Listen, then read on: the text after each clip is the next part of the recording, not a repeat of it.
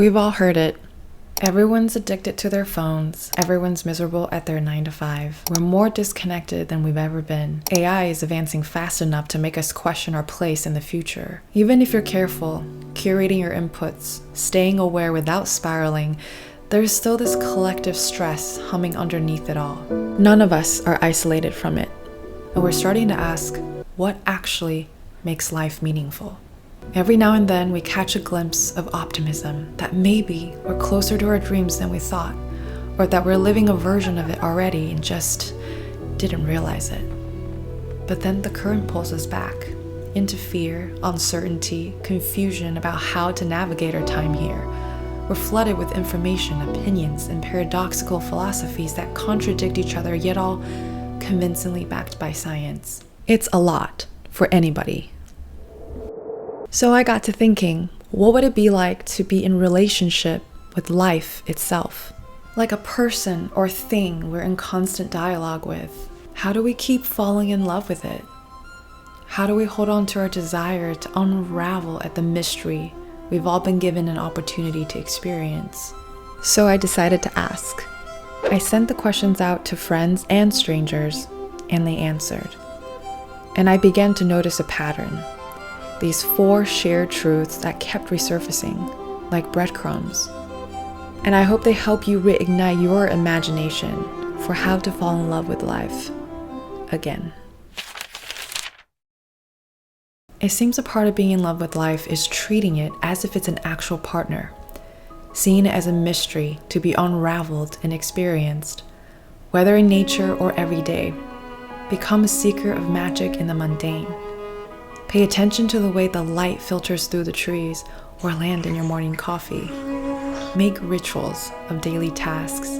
Make them sacred and important.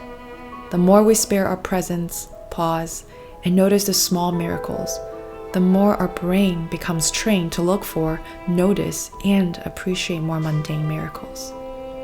A friend answered eloquently when I asked her the question. Falling in love with life is observing the magic, the beautiful moments that bring you closer to who you are. Gratitude came up the most in all the answers I received. Not just gratitude for the good things we personally receive and have, but almost a quiet reverence for being here. A kind of gratitude that is sacred and infused with wonder and awe.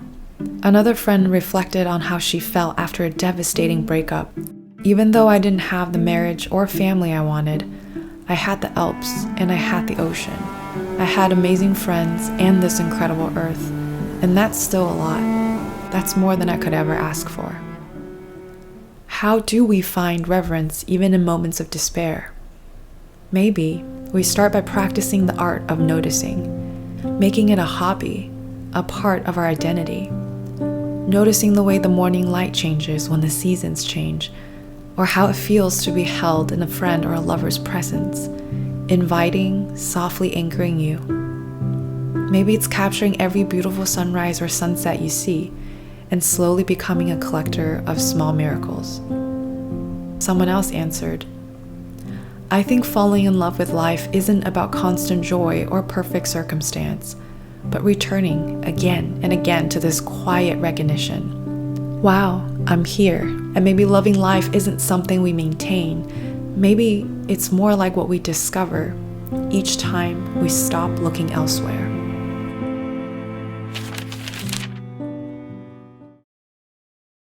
Life at its best is a flowing, changing process in which nothing is fixed.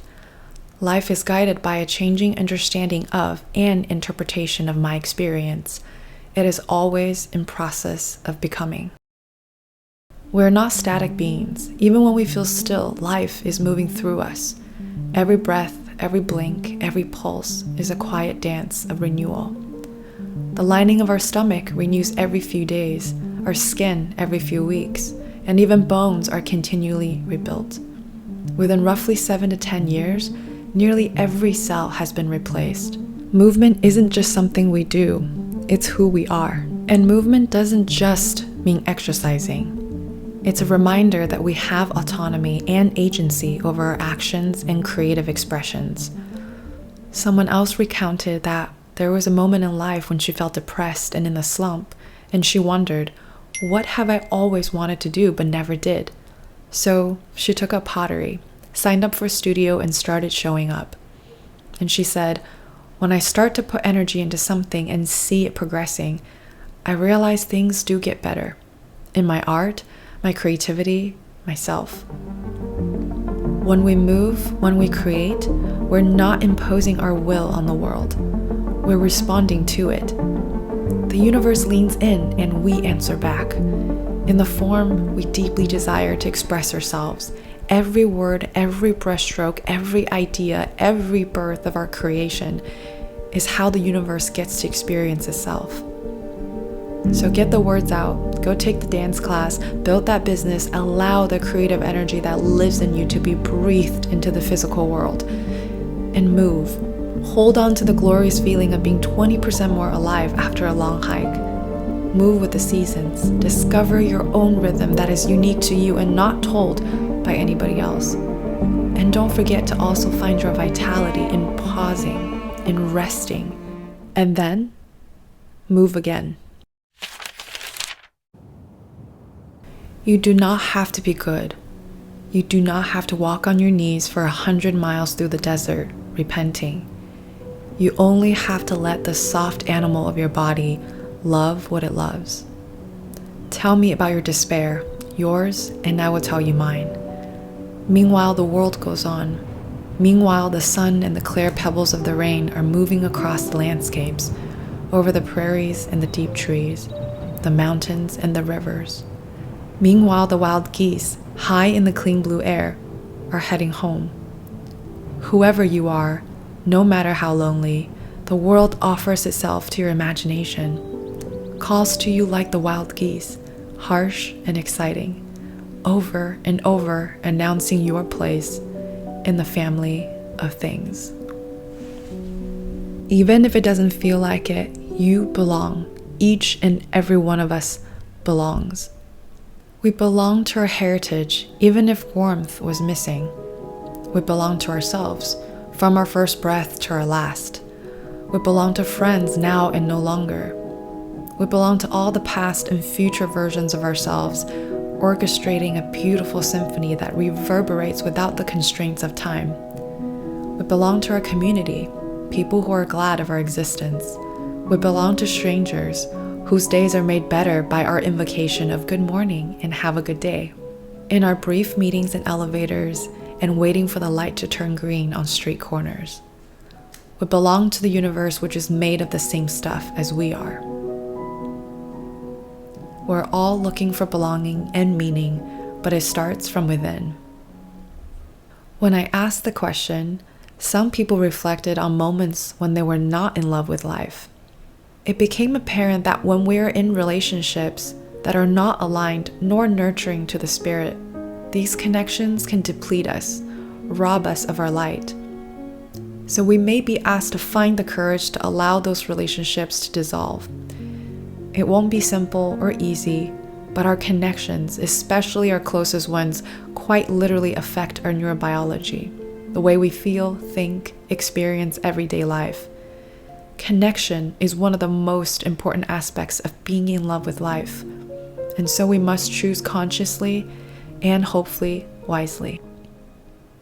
While social anxiety seems to grow with every generation, we still need each other, and we always have. The antidote to fear isn't to withdraw or detach. It's to reach out anyways, no matter how imperfect or awkward.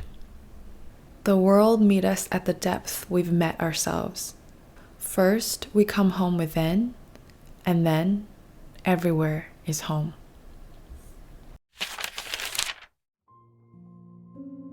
To love life, to love it even when you have no stomach for it, and everything you've held dear crumbles like burnt paper in your hands, your throat filled with the silt of it.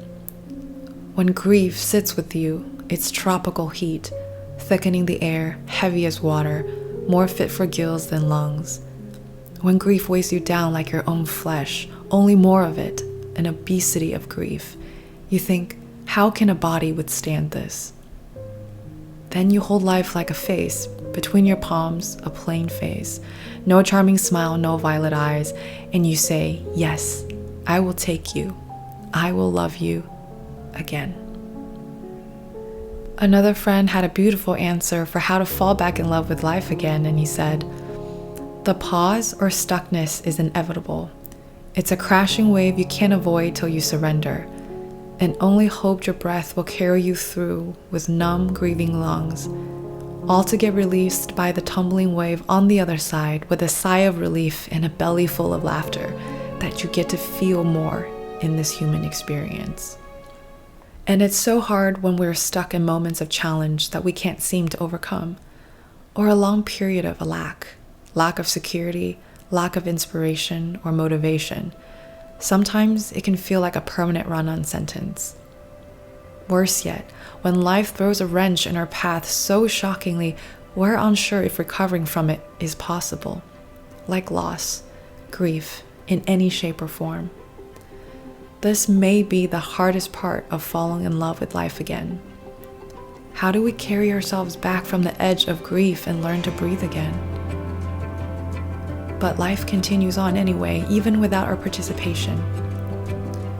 Our body knows how to breathe even when we don't want to. Beneath the stillness, something in us is always rearranging, healing, rebuilding, preparing for the next inhale.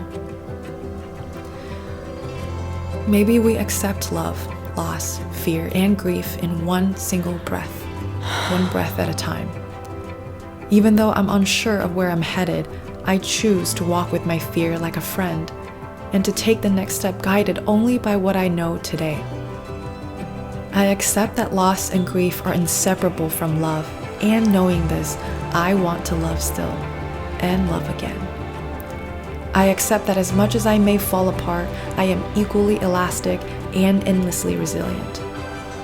And while I'm still here, I want to keep returning to wonder, to aliveness, to the quiet beginnings that always follow endings, to the miracle of choice, which is held in my hands.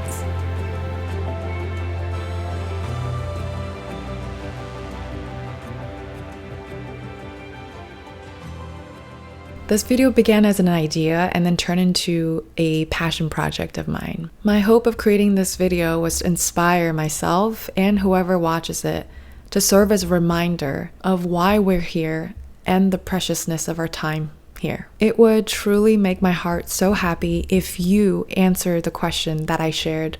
How do you stay in love with life? And if there were moments when you weren't, what did you do that helped you fall back in love with life again?